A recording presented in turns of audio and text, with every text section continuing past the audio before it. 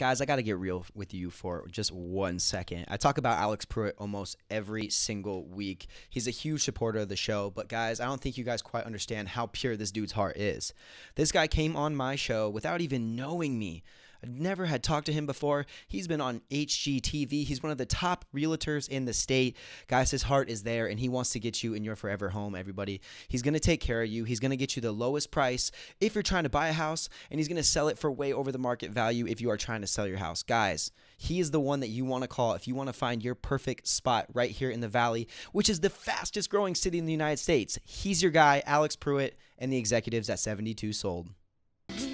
First things first, I pop them, freaks all the honeys, dummies, playboy bunnies, those wanting money. Those the ones I like, cause they don't get Nathan but penetration. Unless it smells like sanitation, garbage I turn like doorknobs. Heart throb never, black and ugly as ever. However, I stay Gucci down to the socks. Rings and watch filled with rocks.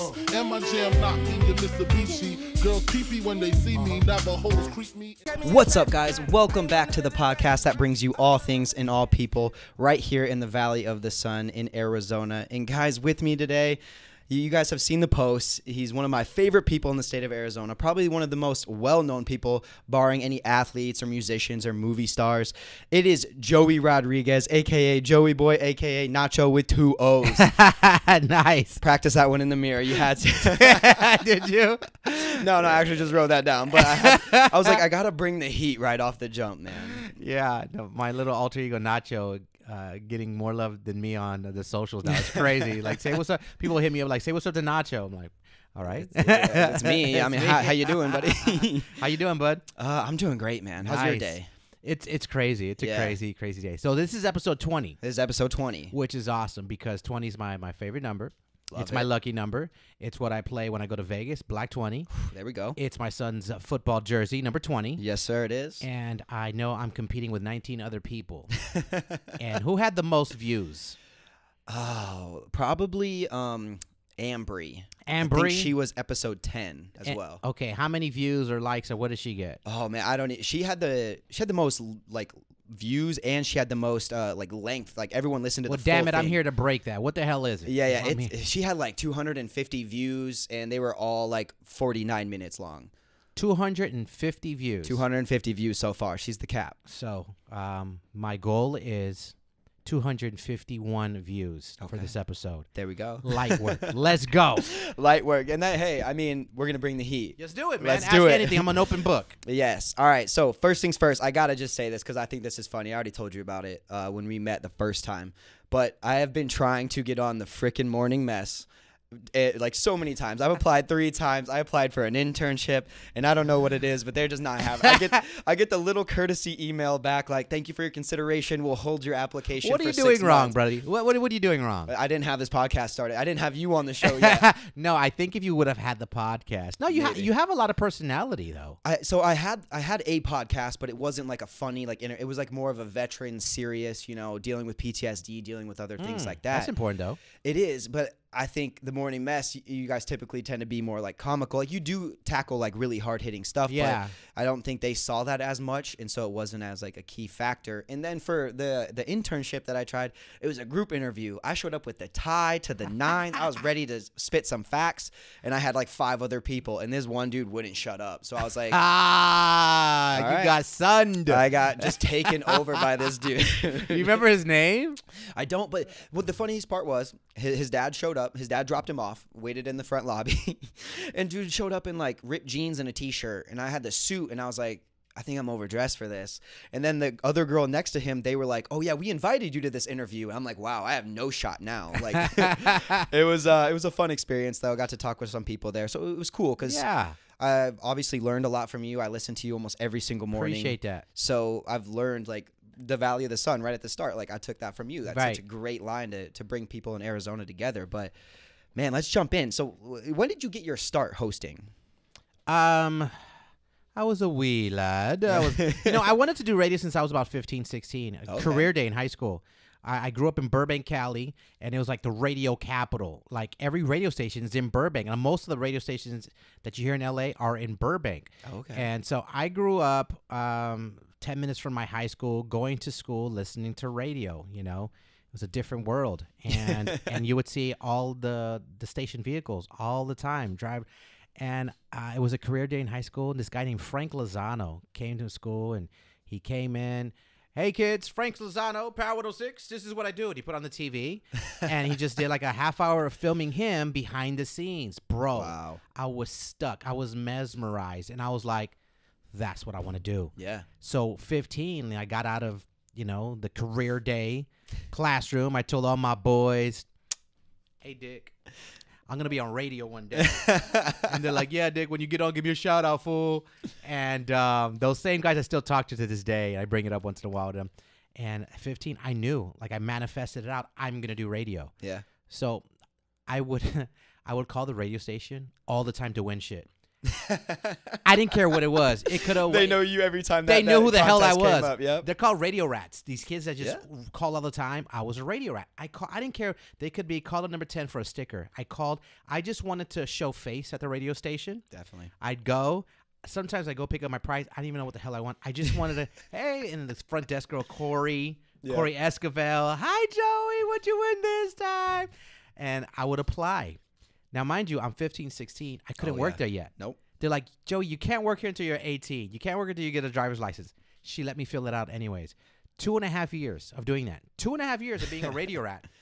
I finally got an interview to do promotions, and the rest was history. Wow. I worked for the #1 station in L.A., promotions, worked my way up, driving the vans, putting up posters, and I did promotions for about 2 years, $5 an hour. I was broke all the time. I had enough money for a little rent. My cell phone, which were flip phones back in the days. Oh yeah, you had the Razor or what? It was a Motorola Flip. Oh, that's it. Exactly. And then I had enough money to buy a pair of kicks, which was very important. Oh yeah. I was a sneakerhead, and I used to trade my T-shirts, the promotional T-shirts, for food. I used to go to like Taco Bell's and McDonald's, like, yeah, I'll hook you up with these T-shirts. What's up with some food? I struggled, man. Wow. And I snuck into production one night with my radio partner at the time, and we tried out for the air, and I think months later, we got the night show. Wow. The night show, which was the guy Frank Lozano came to Career Day. So from Career Day, I would say 5-6 years later, I had that guy's shift. I did nights. Oh wow! So that guy Frank Lozano, I want to do that. Yeah. I want to do what I want to do what Frank Lozano does. And like 6 years later, I was doing his show. It was crazy. Insane. Yeah. So I keep telling people like, yo, you don't understand. This shit works. Like if Yeah. you manifest it, if you not even just think about it and wish it, you got to say it out loud. Yeah. Whether it's your friends, whether it's a mirror, whether you're just taking a walk, whatever it is, manifest that out there and say you are going to do it. And I can't wait to do nights and radio. I can't wait till I get that interview at the station and they hire me. Once you manifest that out, it works in the universe, it's going to happen. Oh, well, and I literally said that to my friend with this show and interviewing you. I was like, I'm just going to put it out there. I'm going to tag him in some stuff. I'm going to post a couple pictures of him. You know, if he gets it, cool. If not, then no worries. I'll figure out a different way, but I'm going to continue to speak it because I'm big on that. Like, yeah. I'm almost low-key weird where I'm like talking to myself. I have like It's little not conversations. Weird. You're speaking it into existence because I saw your post. I get invited to do stuff. And I'm like, yeah. But when I met you, I'm like, I rock with this kid. I don't know something about this kid. And but you knew who I was at that point, and that's the biggest thing. Yeah, you know what? I go by it's not what you know. Mm-hmm. It's not who you know. It's who knows you. Exactly. And I stand by that. And I met you. I vibed. I saw you. I was watching you rock with people. I was like, okay, I'll do the podcast because you weren't a cornball or you weren't someone that wanted something from me. I was just like, nah, I'll rock Nick's show. Yeah, and a lot of people have told me that. They're like, you know, you either get clout chasers, whatever you want to call them.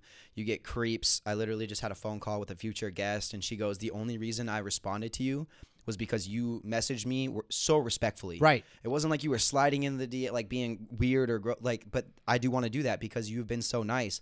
And so many people right now, they try and, like, I guess shoot their shot, but they do it in such a weird way. It's like, Just be professional. Mm-hmm. Like this is my job. That's how I look at it. Yeah. I might not get paid for that yet, but that's okay.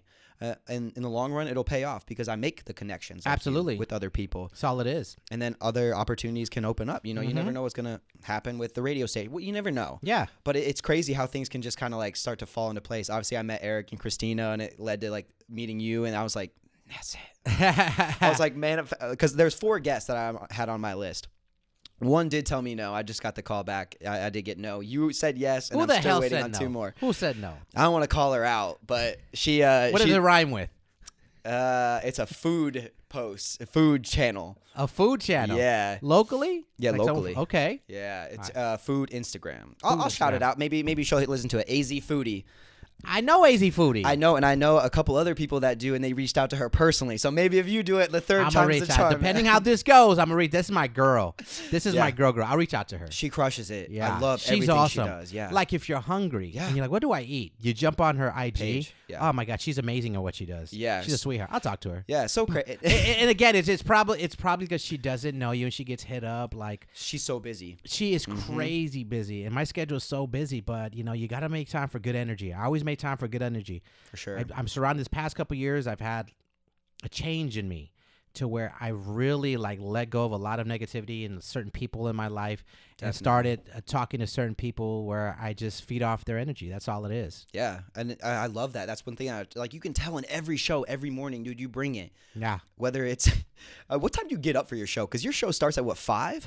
Yeah, so it depended on the day. You know, I got to work on my sleep, man. I probably Definitely. look tired right now, but you know, I got 2 little ones, and I got a teenager in football. The schedule is crazy, but I go anywhere from a 4-hour sleep to hopefully a 5.5 hours. I know people think like, wait, what? I don't drink coffee, so people like what? I drink some tea to wake up my voice. So yeah, we're usually there. We start at 5, and people think, oh, you're off at 10. Like, nah, bro. We're there sometimes noon, 1, 2. Certain days. This past Friday, I was there to 4 p.m. Yeah, you had to go back. I had to go back. You Yep. know my schedule, bro. Yeah.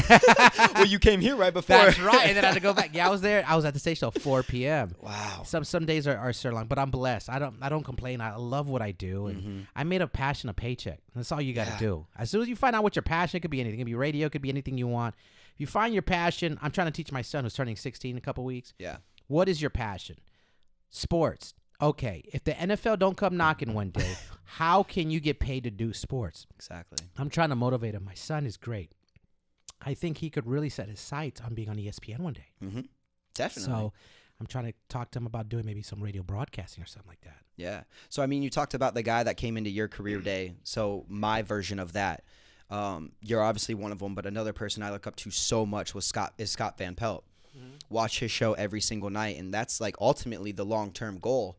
The reason this podcast happened was COVID happened. Sports went away. Right. And it's one of those things like, okay, what do I love? What can I talk about? Right. Who can I meet? What can I do? I obviously know there's limited interaction, but there's got to be something I can do. Like I don't want to just sit around and be stagnant anymore. Yeah. So I think that's awesome. And yeah, you have to have like backup plans. Like I played baseball. My dream was to go to the MLB, but I always knew I want to talk to people one day. I want to learn their stories, and I want to be able to tell those stories to the rest of the freaking world. I love that. And that was when I was 16 and took 4 different colleges, a military enlistment, like a lot of different things just to get here. Yeah, but I had fun. Like, and like you said, once you find something that you're passionate about, and I wake up sometimes to edit the show at like 4 a.m. just because I'm like, I want to get it done. I want to make sure it's quality. I want to have time. So Here's I don't the mind thing. it. Here's the crazy thing. I know people in radio that aren't passionate about it. Yeah. And that pisses me off. I'm like, man, you got the job. Like, to me, there's no better job. I love radio. Yeah. I eat, breathe, live this for the rest of my life. And I know people that aren't passionate. Maybe they were. Maybe they lost their thing, and I get that. Yep. It's time to get the hell out. Yeah. If you're not passionate about this, it's time to get out and let that new kid slide into that spot, because I spot that. Like the show that I work with, The Morning Mess. Love it. Man, these are incredible humans, and they just love this shit like I do. They're just passionate about. Oh yeah. And they're so good. The show is so good. From like Anish, my right hand man, he's so quick and he's so funny naturally, off the air and on the air. And he's just a genuine person. Okay, yeah. And then there's Gina. Gina with a J. Gina with a J should be on Jeopardy one day. Gina knows a little bit about everything, and she's just a strong woman. And then there's Carla, Diamond the Rough, found her, and she's incredible. She's a little rock star. She makes me laugh. Oh, yeah. It takes a lot for someone to make me laugh. She makes me laugh. So I have an incredible show, but I work with people that are passionate like I am, man. You got to get your crew. You do. You have to have like the people around you and have the people to back you up. And that was actually another thing I didn't bring up was when I applied, it was for Carla and Gina's positions. And so you applied to be on my show. On the show with you. Oh, wow. Yeah. I wasn't messing around, man. I knew what I wanted and I was ready to go after it. And I applied, and then you had Carla on first, I think, and then it was Gina, and I was like, wow, I ain't got an email back yet. This isn't happening. Well, you know, the inside story with that is it was me and Nish. We were looking for a new a co-host. It was supposed to be just a female co-host for a female point of view. But like when we did an audition, when Anish jumped on the show, we didn't say like, hey, we want a gay Indian. We just didn't know what we were going to get. We did an audition process. He showed up, killed the audition, met him, like, love this guy. Yeah. And we hired him. So this one, we kind of knew we had to lean female unless some guy just kills it. Crush it. Yeah. But it was room for one. I love the dynamic, and I remember it was a Sunday night, and it was long. It was weeks and months of process. Like, you guys had to pick. And literally Sunday, we had to decide Monday. Oh. And my boss is like, Joey, you got to choose. Is it going to be Gina or is it going to be Carla? And I liked both of them. Yeah. So I called Anish. I'm like, Nish. I'm like, yeah. I was like, I got an idea for the show. He's like, what's going on? This is about 1.5 years ago now. Almost, no, 2 years. Yeah, just about. I go, why don't we have Gina and Carla on the show? All I heard from him was like, big. He loved the idea. So I went to the boss. It's like, we don't have a budget for 2 other hosts. Yeah. They're like, if you do it, how do you make it work? And we had a little room for a producer. So we had to agree to go producer-less, which is unheard of in morning show in big markets. Yeah, that's really big. And like, you want to know what it's going to take for me to win. For me to win, it's me, Anish, Gina, and Carla. Because they're opposite sides of the spectrum. One's a mom. One's a young, Latina, white, gay Indian, Puerto Rican, miracle. You know what I'm saying? I think just the dynamic of all of us being so diverse will win, but we had to go without a producer, and we did that. Wow. We did it for a whole almost 1.5 years without a producer. Then we finally got it, but it was writing, editing, everything, recording, video, audio, everything on our own to get these 2 girls. And it worked, man. Yeah. It really worked. The team works. No, the dynamic, like, I can't picture it any other way. Like, everything just flows so well. And I love, like, how you guys interact. It honestly, for a little bit there, I thought everything was scripted. I was like, there's no way this is, like, they were too quick on the jump. But when you listen, you can hear the authenticity. Yeah, in it. It really is. It's lightning in a bottle. Yeah. How do you get 4 people in a room and you just start vibing after? It didn't happen day one. No. But we're like, damn, this is crazy. After like a couple months, we were just like vibing. Then we started hanging out. Yeah. Out of the station. Then we did vacations together. Like we went to LA one time all together, got an Airbnb. Never had that. In all my years of radio, a friendship like that where we really care for each other. It's important, man. Just like anything in life, you got to have a strong circle, bro. Yeah, and so you love what you do. You love who you do it with. Like, why ever stop doing it? And I think that's obviously the dream that I think everybody wants to get to. And the fact that you've gotten there, man, that's amazing. But when did you start hosting The Morning Mess? When was that? Oh, let's see. I've been at this station, I want to say... I be forgetting. I think 7 years. It's been a minute. I looked it up. 7 years, I think I've been there. Yeah. It was the day. I thought it was a cruel joke. My boss at the time, he hired me to start the day after Cinco de Mayo. I'll never forget that. And I was hung over on my first day. I'm like, this is a bullshit. How you gonna have me? And I was wilding 7, 8 years ago. So I've probably been doing The Morning Mess 1, 2, 3, 4. Yeah, probably about 5.5, 6 years now. Wow. Doing the morning. I started afternoons at this radio station because I've worked about 6 radio stations. This particular station, I've been there about 7 years, so I've probably been doing The Morning Mess about 5 years. And then we got picked up in L.A. with this show probably about 3 months ago.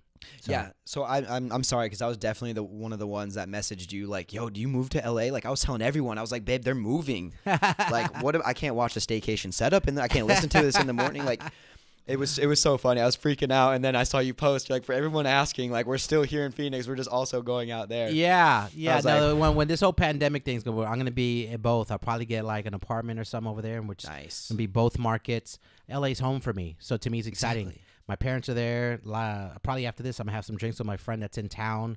We've known each other since we were 12 years old. He's doing well for himself. So people are asking, you moving to LA? I go, kind of, yeah, because I'm gonna have a spot out there. So I'm just going to go back and forth when this pandemic is over, and we're going to be rocking both cities hard. Well, and that's what when I found out about that, I was like, oh, well, he's from California. Like, it wouldn't surprise me if he went back. And I was like, wait, the whole crew's going? Like that, hey, I mean, take all the talents to LA. I love it, man. But no, love everything you guys do. Honestly, you guys bring a great show. Was it as good, like, when you first started hosting it, or like, how was the morning show? 5-6 years ago, it wasn't. It was kind of forced. Okay. It was kind of like the big boss man was in town that runs it, who was our LA boss, coincidentally now. Of course. Yeah, it was crazy. This is back in the day before. He kind of migrated over, and now he's our LA boss. So it was crazy. But he came into town to listen to the station. I was doing afternoons. He's like, Joey Boy should be on mornings.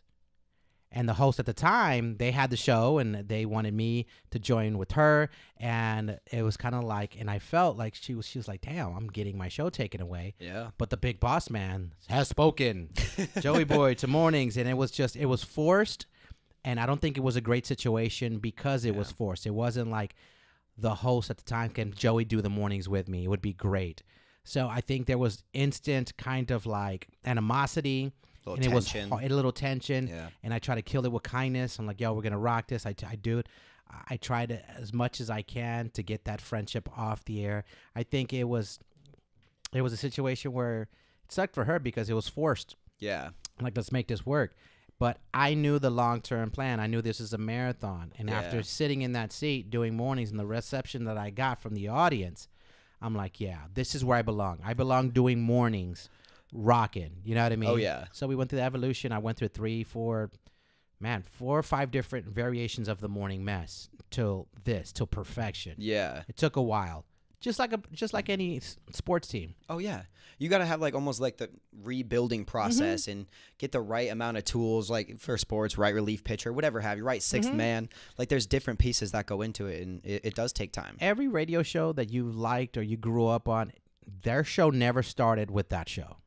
No. They went through 3 or 4 or 5 different co-hosts, 8, 9 different producers. I don't know any radio show. I don't care who you live. Howard Stern, he has Robin Quivers, about it. But they all go through different people on the show until you get that right team. Yeah. That rocks with each other. And then when that happens, it's almost like, all right, you don't say this is the team. You just know that this is the team. Kind of know it. Yeah. And then you have the on air, and then you have the business. The business is where it gets sticky. Definitely. You know what I mean? That's where it's just like, all right, everybody got to eat. Oh, yeah. And that's what can always drive, like, kind of wedges, I feel like, in between people. Absolutely. Same things with athletes. Like, you have 2 superstar wide receivers. You can only keep one. Someone's getting cut, man. And it can be tough, and it can drive wedges in between you. But one thing that I want to talk about, especially with being on the morning show, you obviously bring the energy every morning. It's awesome to wake up to. You do a lot of interviews on this morning show. Are you doing the actual interviews in the morning with them, or is this like pre-recorded? How does the whole like system work? Usually, man, it's so different now. We've had plenty of morning show coaches throughout the years. I've had about 3 or 4 morning show coaches, and they kind of analyze you. And he said, Joey, one of your strengths is interviews. When I interview people, I don't like look at their stat. I mean, it works for some people. Yeah. I don't really kind of look at all their stats in the wiki and everything. I kind of talk to somebody like I'm meeting for the first time. Now, certain artists are big, and you kind of know about them. For sure. So I just talk to them like I sat next to them on the bus, and we're just chit-chatting, and that works for me. Yeah. That just works for me. It's just hard now with the pandemic. We've done some Zoom interviews, but I don't really care for them because I want to be in front of the artist. I want to feel you. I want to see when you walk in, what were you drinking? Or what's in that? What's your Starbucks drink, man? And that leads to like, oh, this is tea. I drink tea too. What tea do you drink? And then all of a sudden people are like, are you really talking to a rapper about tea? But that's me. I don't ever try to appease anybody else on how I do things. I really just have conversations. I don't really call them interviews. For me, it's just having conversations with people that are way more popular than me, and it crosses over, and the show feeds off it. Yeah. And so I've interviewed so many people. I mean, from the Jay-Z's, the J-Lo's. Tell me some people, man. Like, you got to have stories for days. I do, and sometimes I forget that I've interviewed them. I've been doing radio for almost 25 years, bro. So if you go back 25 years of who was relevant and who was hot 25 years ago, may they rest in peace. A lot of them are not even with us. Exactly. Like, probably the number one on it was Biggie. I interviewed Biggie. I was going to say, man, you got to tell me. So Biggie, he's someone I listen to literally all the time. What was that like? You know what? Let me paint the picture. Got 2 Latino kids. Me and my boy Johnny. We started in radio together. We did promotions, making $5 an hour. We get the night show. And me and Johnny were a little bit different L.A. kids. You know, we grew up in Northeast L.A., East L.A. At that time, this was mid-'90s, and neither of us were into like I don't want to say gangster rap because I grew up in NWA, liking NWA, but that's the time when Tupac was out. Yep. And he was crushing the West Coast too. Crushing it. But we weren't the type to be like throw up West Side and da-da-da. We were about drinking and partying and smoking and everything. Here comes Bad Boy, Puff, Biggie, Craig Mack, and they were about partying, and that was more our style. So we were these kids at night, 2 Latino kids. And I'm talking, we're like 21 and 23. Yeah. And they just had this flash to them. So we met Puff early on. He gave us his number.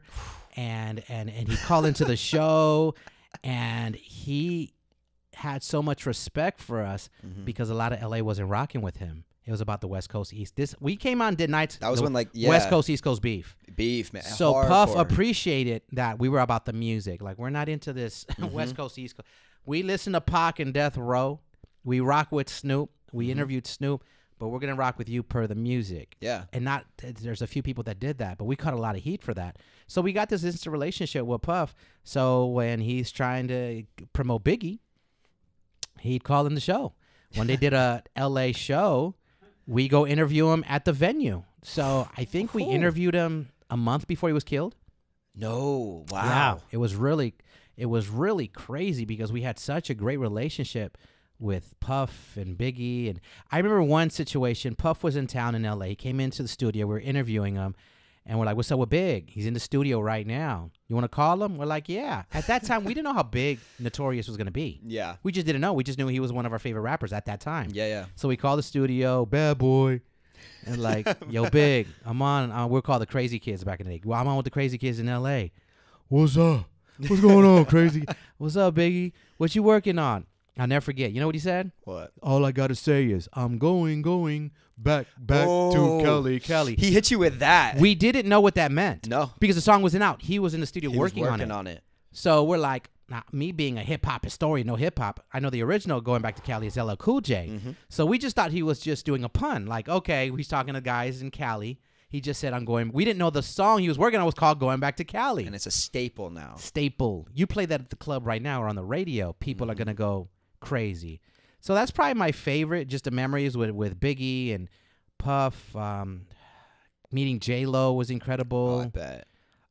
Jay-Z was amazing. I'm still a big Jay-Z fan. Huge, yeah. I got to interview my favorites, man. That's why I'm so blessed of what I do. I can't stop because now I try to become new fans of new artists and now have another wish list of people I want to interview. There's always a new artist, man. You have a list, right? You tell me the people you want to.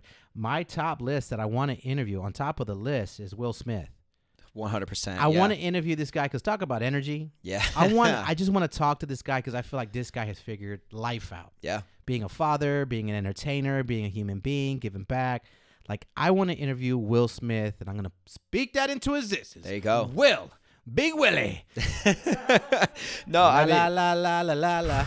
Yeah, I would love to interview Will Smith on the list. But, yeah, man, it's been a long, great road. Yeah, and if you don't have those lists, though, you don't have anything to speak into existence. Like, there's so many people that I have on the list that I'm just like, man, like, obviously if I was going the kind of artist route, I would definitely want Post Malone. Okay. I feel like Post Malone, he's got that energy, man. That dude does not stop smiling. It just seems like great.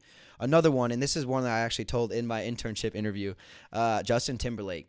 100%. I feel like he would be fun. That dude. I feel can like an just do interview so with like much. if you had Justin Timberlake where I'm sitting and Post Malone. Can you imagine interviewing both of them? I feel like the synergy right there would be amazing. Oh, crazy! But I want to go back actually because you said something really cool, but I couldn't pass up the Biggie story. And for those who don't know, I can do the whole Juicy song. So Okay. just letting you know. But going back to when you talk about interviewing people, how you do it is, in my opinion, the best way. So that's exactly what I do. I get questions like, am I going to get a list of questions beforehand? I'm like, I don't do that. Like, show up 15 minutes early to the studio. Let's BS a little bit. I do a phone call beforehand. I want to know about you. Right. I want to know like how you sound.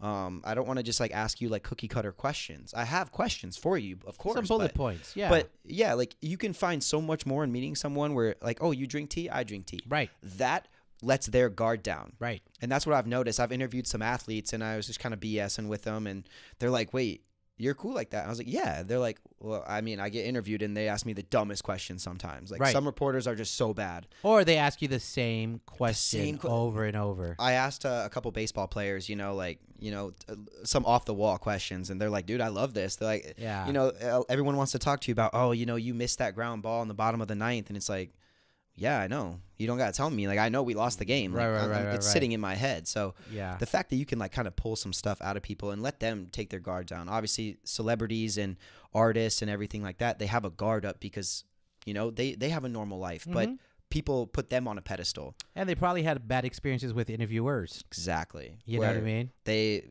took something out of context. They tried to get that clout and make the artist or whoever seem less on that pedestal. I don't get a lot of interviews with athletes, and I wish I did, but I understand they're probably reluctant that I'm trying to set them up, but I'm a big sports fan. Big football, basketball. Like, I would love every week to talk to athletes, not to talk about sports, because that's all I see them doing. I would like to talk about what else are you interested in or what are you into? And almost for selfish reasons, like, do we have anything in common? Fits. Yeah. That Booker, what do you like to bump in? I want to talk to these athletes too, because it takes a special human with a special DNA gene to do what they do. Oh my goodness. But I notice with sportscasters, when they do these interviews and they rock them, and I think they do all their research, they do it very well. It works for some people. Yeah. And that's the thing that's different with sports is like, you go over like their stat lines and everything like that. If it's post game and you're like, man, I saw that pasta you ate last night, they're going to be like, what the hell are you talking? Like, congratulations, you follow me on Instagram. But at the same time, like you talk to them in like the tunnel or something like that, they'll be like, yeah, dude, my girlfriend made this dope pasta, man. Like it's the time and setting for everything. Yeah. And I think that's where like bringing in the proper setting and having them let their guard down is something that's huge. So you talked about athletes. Why are you such a big sports fan, man? If you work at radio and you do like music and all this comedy stuff, man, the sports. I grew up on it. My dad, we watched. I remember growing up watching a lot of boxing. My dad was a boxing fanatic. A lot of basketball. Those were the two. And then for growing up in LA, we kind of like. You a Lakers or Clippers fan? Clippers. Been Clipper fan. I had season tickets for the Clippers back in the days. So this year was tough, man. I was going to say, I was about to get really excited for you. Oh, my God. Here, yeah. It's been tough being a Clipper fan, but I'm going to ride it out.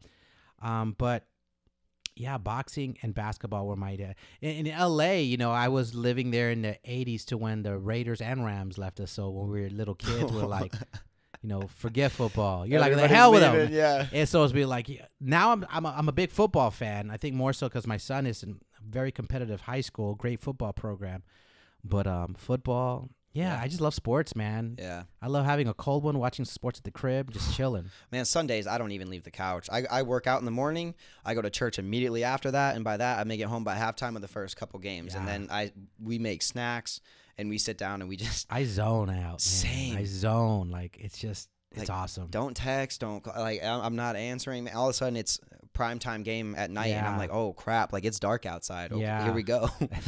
But, one thing we talk about a lot, and we talked a little bit prior, was that when you are on a platform and you are, publicly known, your life comes out. Right. how important has it been for you to just like be completely open about your life on your show, on social media, different things like that? I think that's my secret sauce. You know, like recently I just went on the air and we tried to keep it private for about 2 months, but then like rumors started and all this.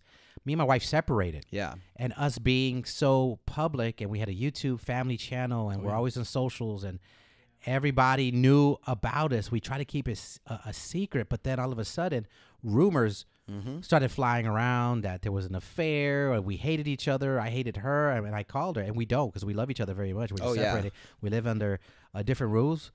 She moved out, and we just want to support one another. So I was like, do you want to go on my show and talk about this? Yeah. And we did. And when I say that we shut the city down, like everybody was listening that morning. Oh, yeah. And actually, it's crazy. I had a meeting a few hours ago with our boss here, and he sat the whole show in the room, and he said, congratulations, guys, your podcast, because we have a podcast. The show has a podcast. It does. What is it, the Aftermath? The Aftermath podcast. And we had 100,000 downloads. And he's like, congratulations. We're like, wow, that's crazy. He's like, yeah, you're one of the top podcasts in the whole company, because we keep it real, really raw on the podcast. And he's like, especially this past month, a lot of downloads. And Carla brought up, she's like, I think it was the show that we talked about Joey and Amber separating. Definitely. So to answer your question, I'm totally an open book. I talk about everything. Yeah. I'm not perfect. My family isn't perfect. My marriage isn't perfect. My kids are imperfect. So I never want to come off like that, because it's not real like that. And I think people gravitate to me, my story, the show, because I'm not going to trying to be somebody that I'm not. And I think people appreciate that. I'm not trying to be here talking about I got a lake house, and I took a helicopter with my family to the Grand Canyon, and and I'm not a millionaire. People think that these radio personalities in the mornings are millionaires. I'm not a millionaire. Yeah. And so I think that's what it is, and that's what I'm going to do. That's what I'm going to continue to do. Whatever's going on in my life is going to be talked about. Yeah, and that can be so hard. I tell people all the time, I'm an open book. I love to be honest and open with people. I don't hide. Half the time I don't even edit these shows, because what we talk about, I want everybody else to. If this show could go live, I would love for it to go live, but it's not there yet. But to have something so personal be, where everybody knows. I think I listened to it, and they said, like, you were getting posts on your birthday.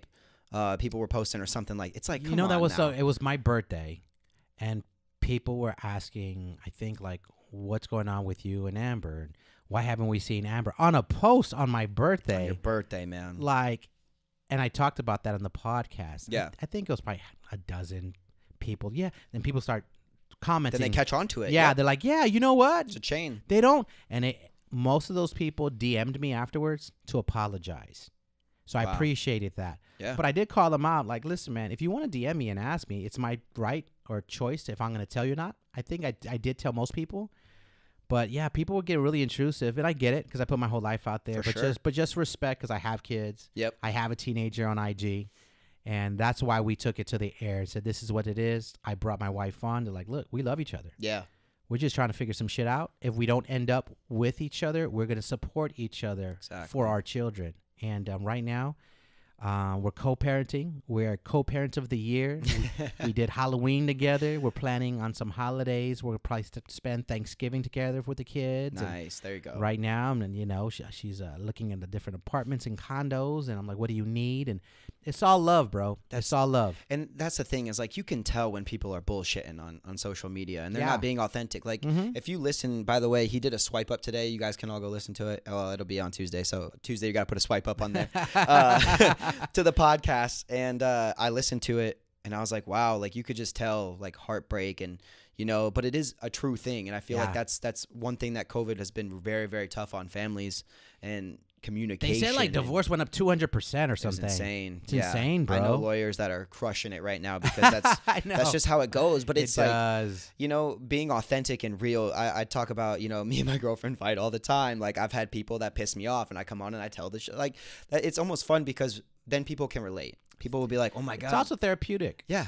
People don't realize that, but coming on and having a conversation with someone and finding out that you have something in common, and you guys can just BS about it for an hour and a half, whatever. Like, do you like that movie? Do you see the movie 8 Mile with Eminem? Oh, yeah. Do you know when he's going to do the freestyle battle, he talks shit about himself before Papa Doc can get at him? That's what you kind of the same thing. I'm gonna say it. This is my narrative of what's going on. You can't talk shit about me. You can't talk about because I'm gonna tell you what it is. Exactly. And then there's no room for a misunderstanding or who you are as a person. This is how I feel about this. This is why it's like that. And let's move forward. Coming up, we're gonna do a staycation setup. You know what I mean? It's kind of like you move forward, and it was cool. And shouts to my wife. I mean, we're still married because she understood it. She got married into it. We're 20 years, bro. Yeah, we're 20 years. years. Say it's not brand new. No, we've been together a long time, off and on. But she understands what it is, and it's all good, bro. Yeah, and I love the part of it is you can tell it's you because right before she called in, you're like, all right, we're going to send it to a break. And then you went into the risk it to get the biscuit. And I was just like, oh, come on, man. Like, it was like all emotional. And then you brought yourself. But that's how you know it's authentic. Yeah. Like if you would have just gone in, like, that's not Joey Boy style. Yeah, it was too heavy. Yeah. It was too heavy for my taste, and I don't want people sad for me because this is a happy thing. We love each other so much that we have to give each other space. And if she's not happy with me, I want her to be with someone that makes her happy, and vice versa. And I think maybe in the next week or two, I'm going to ask her if I can pick out her new boyfriend if she doesn't want to be with me. To see how she takes. I'm going to see what she says. I don't know what she'll say. It's like, listen, man, if we don't work out, I love you. Can I help pick out this guy that's going to be around my kids? Help set up those accounts, man. You know what I mean? Yep. And I'm gonna make sure I pick out an older white guy for her that has a lot of money. That way she doesn't need anything from me. Old white guy with saggy balls. Yep. That is just, I want to see him around my children to make sure that I can rock with the guy. And if I'm not feeling him, I'm let her know he's not the one. I want to help her pick out her next man if it doesn't work out. So that way you can still walk in the room and be like, I'm the dominant one in here. Yeah, 100%. You know, I just want to make sure his pockets are fat as well. Well, and I love the fact that you bring your family into the show. We talked about the YouTube video, but you also talk about JoJo. Shout out JoJo at Saguaro, SAGU. Yes. They crushed my high school team my senior year. DJ Foster ran all over us. We made national news.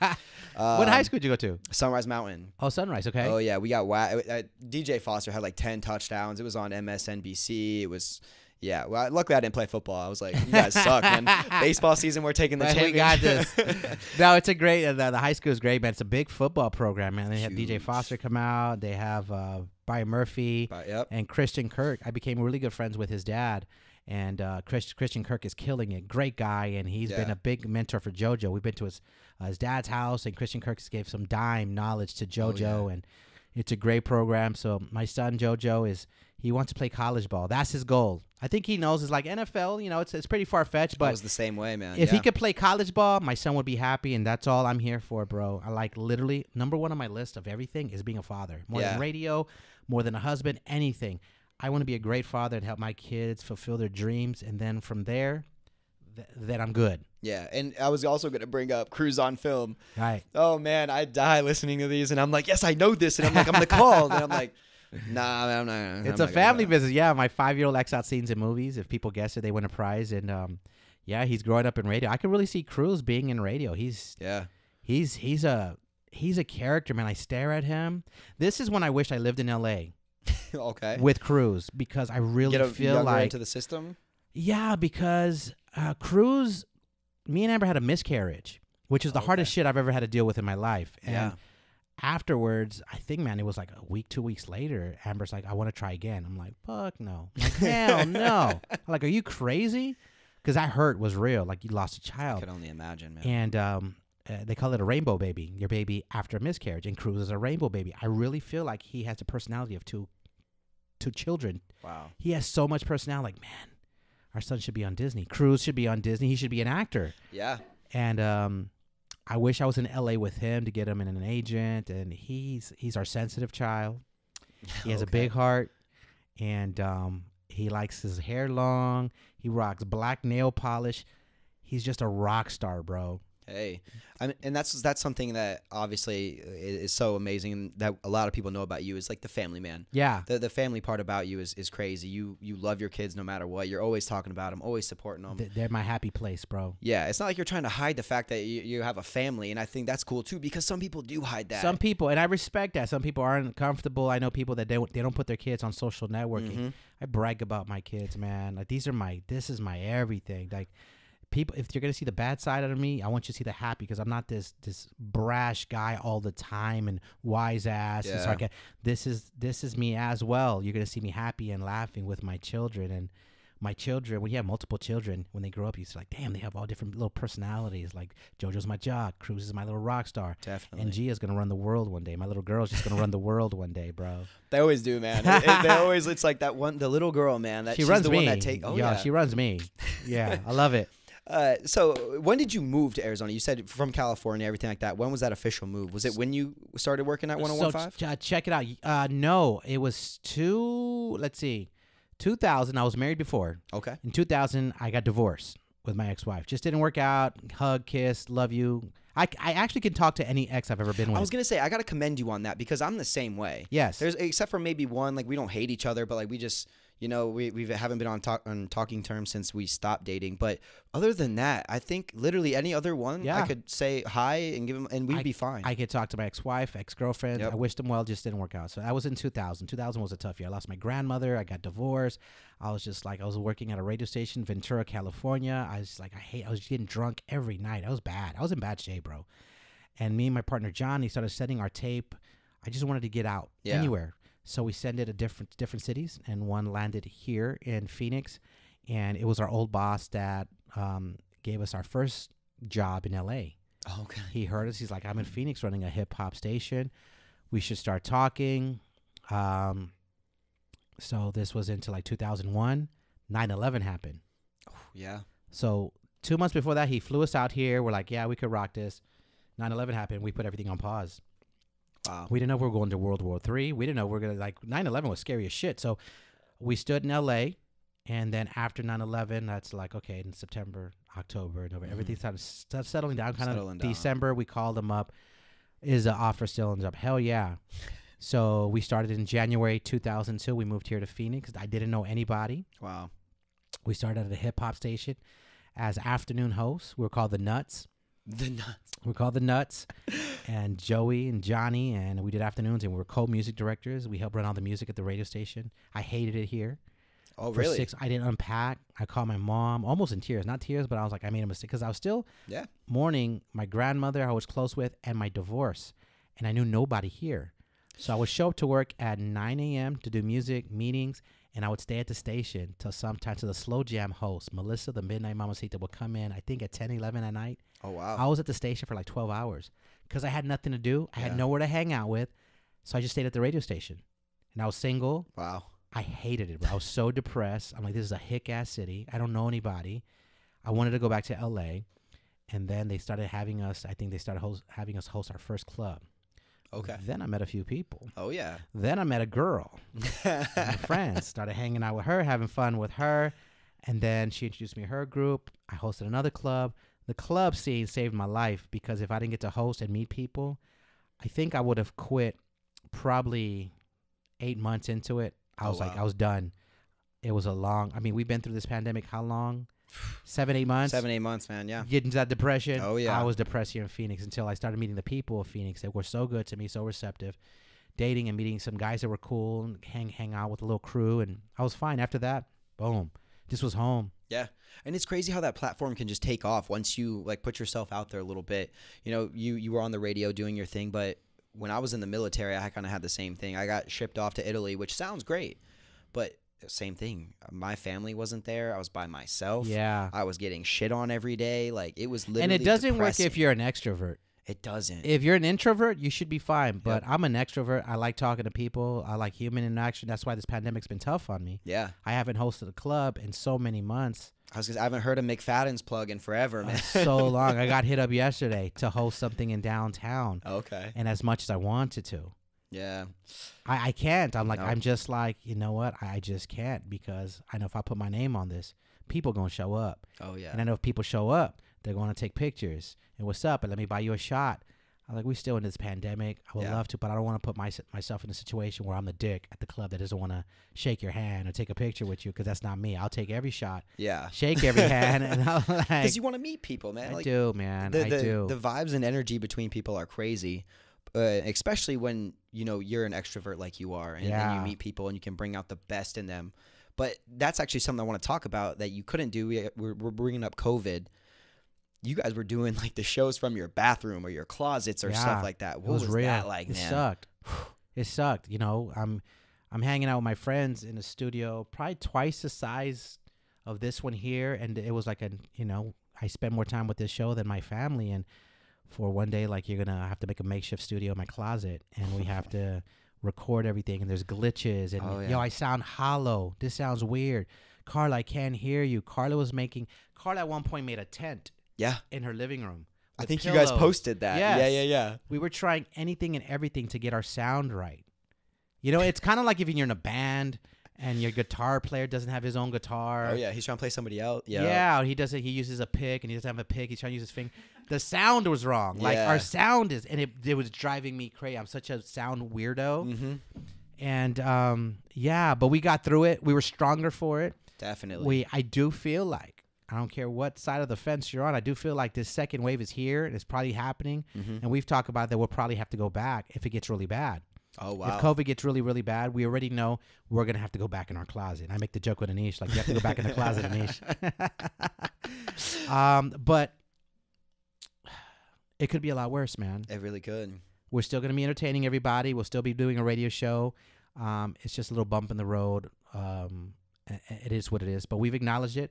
So we're going to keep the COVID thing, ear on that, and see what's going on with it. Yeah. And we talked about if it gets really, really bad, our asses have to stay home and stay healthy. For sure. For the long term. Yeah, because, I mean, at the end of the day, like, you can take a month off for your entire life. Mm-hmm. You can do it from home, and we've seen that. And I think that was something that was so intricate, is that people realize you can do what you do from home and still be so successful at it. Yeah. I was still doing prank calls from my closet. Yes. Okay. Yeah. Let's talk about that. My favorite part of the show, we'll jump into Nacho here in a second, but my favorite part of the show is the staycation setup, man. Yeah. How did that start, and how did those, like, continue during COVID? Because you guys just steered into the skid. You're like, in this dating world, it sucks to be doing this during COVID, but we still got a staycation. And you bring in the stories. When did that start for you guys? Man, that started years ago. We knew, and if you go to any city, everyone does a cheating bit. Everyone, all the time. Battle of the Roses, whatever. Every station. So, we just came up with how can we do it differently, and we came up with the staycation setup. Think your person's cheating on you? We're going to call them up, offer them a free romantic hotel stay, see who they want to put on the reservations. Real cut right to the point. It's real easy. See what name they say. If they don't say your name, they're obviously cheating. Yeah. The funny thing for me is the people that try to play it off. They try to play it off, and it's so hilarious. To me, I respect the people that are like, all right, I got caught. Yep. And like, beg listen, for it's forgiveness. not working out. Either end it or beg for forgiveness, and hopefully you want to take the counseling. But the people that try to explain it, they just, like, dig in a hole. Like, bro, just admit it, bro. You're caught. Just admit it. There was one, and it was like, it's going to be a fun mother night. And I was like, oh. And then he, like, said a different girl's name. And she's like, what the heck? And he goes, oh, no. She was going to bring a friend. And they were going to be. And you're just like, come on, bro. Like, stop it. You're caught. I do always feel bad for the ones that it's like, I heard one. It was like the first episode I ever listened to. And it was like, oh, yeah, so, no, this is great because I'm actually going to propose to my girlfriend. And I was with her, like, best friend, because that was the, like, sketchy part. She found out her best friend was with him, and they were planning out on getting the ring and all this stuff, and she didn't want to bring it up to the. And the guy was like, "Are you kidding? Like, you don't even trust me enough to just bring it up?" Right. Yeah, I was it's the curveballs where they're not cheating. Yeah, I like those too, because then I always say, "Are you going to apologize?" And they feel stupid. Every once in a while, like, if a girl thinks her man's cheating and he's not because he was just buying an engagement ring with her best friend, they'll feel stupid and they apologize. But some, they still get mad. Oh, yeah. Oh, have you heard when they're not cheating? Yeah. And then they get mad? Like, you thought I was cheating? Really? Yeah, and then they end the relationship right there. They're like, your shit's outside. It's fun. Come pick it up. Yeah. Oh, yeah. I love them. It always gives me a good laugh. I plan it around my drive. But let's dig into Nacho real quick. Taking over the Valley here recently. Nacho with 2 O's doing these prank calls. Was that just another bit that you wanted to do? Because a lot of people do prank calls. Or where did that start? It's the pandemic. Yeah. We were trying to think of different things to do. And, I mean, prank calls have been around for years and decades in radio. And Star 69, baby. Yeah, I remember that, the Star 69. It started, like, literally in my closet. I think we tried it out, and I would do different voices. It wasn't always Nacho Chavez. I would do, like, different voices from different characters in my head, pranking people. And after a while, it just grew and grew, and everybody, like Anish and Gina and Carla and my boss, like, I like that Nacho character you do. And I just stuck with that one, just prank calling people. But the premise was, usually when you hear prank calls, it's people just calling someone and pranking them.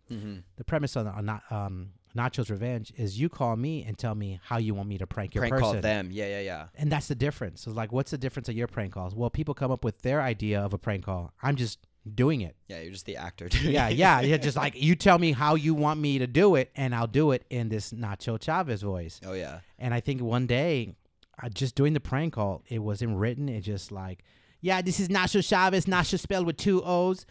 And everyone started laughing hysterically. And then it caught on that I started Nacho spells. Who the hell spells Nacho with 2 O's, right? But that like almost deactivates them from thinking like, oh, this is fake. Yeah. You're like, oh, it's not. Okay, whatever. Like, this is Nacho. I'm going to hang up. But like Nacho with 2 O's, like you're trying to like sell your name to people. Yeah. Oh, I love it. It just developed. Have you ever had people be like, Joey, is this you? No, I think the bit is too new. Okay. What about the staycation setup? We've got caught a few times with that. You have? We have got caught in staycation. And that's how when that people always ask it, what happens when people start catching on? Then we kill the bit. Yeah, you got to change to something different. And here's what people don't know. Sometimes we do staycation setup when they know the bit. We don't run those. Okay. So, like, why would we run that? Yeah. I was going to say, like, why would you have them, like, it's call just you kind of out on the like, once in a blue moon we'll run it, Mm-hmm. but they'll be like, we're making the call. Yeah, okay, this is that morning mess. Hang up, and then that's it. Yeah. So it's like, is it worth playing that over the air, or people will be disappointed because they want to hear the fighting? Because they're so excited for what's about to come. Exactly. So we don't run those. So people like, don't you guys ever get caught that it's you guys? I feel like a lot of people listen to your show. Like, yeah, we do. Yeah. Well, we don't hear those. I go, do you want to hear those? You just want to hear the hang up? Yeah, whatever, Joey. Hang up. Like, there's no climax in that. So. Oh yeah. When these bits get big enough, we might have to change it up. I was going to say, because there's been a couple of years now that I've been listening continuously, and I'm like, how have people not figured? Like, if I got a call, I would know because I would just start playing it off. Like, I'd be like, I don't cheat. Like, this is stupid. Okay, I'm going to roll into this skit Yeah, if a guy now. was smart, he'd just play along and just say his girl's name. Yeah. or like say something and then just like, bring it back around to where like it's, I mean, I've thought about this on the drive, like just different ways that you could just make people die laughing. But it is like really intricate, and I love listening to them every morning. I love hearing people get pissed. So that was one of the top questions, was like the staycation setup, man. But I know you're a busy man. I'm going to get you out of here really, really soon. Thank you, by the way. Again, no, for absolutely. Coming on, man. Absolutely. Again, I fed off your energy, and I'm glad I could make it. I know last time we couldn't do it, and I was like, I got to go back. And then come back this day. I was like, wow, it's a big day. Big day. Oh, my. It's a big day. I forgot. I'm like, wait, what? This is the day. Anything could be going down. I know, dude. So speaking of that, I'm gonna tell this story. So last time we weren't able to do it, guys, and this is actually really, really important. I want you guys to turn up the volume on this one because on my way down to the studio, I got a call saying that I had been exposed to someone who had tested positive for COVID. Obviously, I didn't want to bring Joey in the studio and not tell him, be just very young and stupid and not tell him because he has a job, he has kids. It can affect him in a lot of different ways. So I had to tell him. We decided to postpone it, and that's okay because now we came in and we crushed it on this episode, and that's all I care about. So all I'm telling you guys is be honest. If you have symptoms, stay home. The spike is up again. Numbers are up again, so you guys have to be wary of that. Wear the mask. Just do all the proper precautions because I think that's so huge. So always remember that, guys. Do what's right. That's why I really rock with you, man. Yeah. Like I told the show, I'm like, look, man. I went to this guy. This guy called me minutes before this podcast. Was honest with me. Yeah. Now how to make a decision, and I was like, I got to tell him I can't do it. And my guy, he went. I tried. You got tested. I was like, I don't have symptoms, man. You're like, let's just go get tested. And I was like, all right, cool. I respect the hell out of it. Like, you got a rapid test, and you send the picture. You have negative, and that goes a long way because you didn't have to be honest. You're like, yeah, I don't feel it because most people like, I don't have symptoms. I don't have it. It's like that's not the way it works. But you were honest. Asymptomatic. Yeah, just different things. And I was like, we'll just postpone it. And we're here. And I told the show, and they're like, man, tell that guy he's dope. Like, that's tight of him because I don't think a lot of people would. Yeah. Which is scary. I mean, it wasn't like a debate because I was thinking, like I really don't have symptoms. This has happened to me before. I've been exposed and I didn't have it. I feel the exact same way. But at the end of the day, I really respect what you do and on what level that you do it on. And right. There's no reason. Kids, job, all that stuff. There's no reason right now. Yeah. Take the time. If you have a cough, stay the F home, guys. Like, it's not the time. But you just signed another contract with Intercom. How much longer do we have Joey Boy out here in the Valley? What did I sign for? My God. I did 2 or 3 years. Did I do a 2 or I want to say, damn. You don't even know. I was going back and forth with 2 and 3. I want to say it was a 2 year. I think it was a 2-year contract. Typically, I know people on TV are usually like 2 to 3 years, so I didn't know how it worked in Yeah. radio. No, I'm at least 2. But look, I'm a lifer in radio, man. For sure. This is what I do. This is what I was born to do. And hopefully, after that 2 years, we have maybe 5 or 6 more stations that we're on, because that's the big. goal. I want to be on more markets, you Yeah. know. And I get, you know, what's crazy? It's such a like a melting pot of a city, you know. Yep. It's like a gumbo out here. Everyone's from somewhere else, and people move out of here. So we're like, we miss listening to you. We live in Dallas. I do IGs sometimes, IG lives. I'm trying to do more of them, and like, we miss your show. I got some Kansas, Hawaii, a lot of California, New Mexico that they used to listen to us, and they miss listening to the show. So Yep. I would love our show to be everywhere. So that's the goal, man. That's the goal. And I think you guys can do it. Honestly, the engagement you guys have, like I said, I really do feel like you're the voice of Arizona. Like when I had you on the phone, I felt like I was on the show, or like getting in. It was crazy. So thank you, man, so much for taking the time. Anything you want to say before we head out? Nothing, man. Just like, thank you for having me. And, you know, if you're listening to this podcast, what number do we have to be? 250? Yeah, over 250. But we also have to beat like 50 hours of listen time. So 50 hours of listening. 50 hours. She crushed it. She's got 127,000 followers or something I'm gonna by this week, I'm gonna listen to that one. That's episode 10. Episode 10. Episode 10. Yep. When everyone listening, rock with my guy. Definitely. All right, guys. That's all the time we have. Joey, thank you so much again. Absolutely. Guys, episode 20, a milestone. Manifest your shit, everybody. When you want something, talk about it, be about it, write it down, whatever you guys have to do. I did it. I'm sitting here with one of the best guests that I've had to date, but we got a good one coming at you for episode 21, so tune in next week. Peace.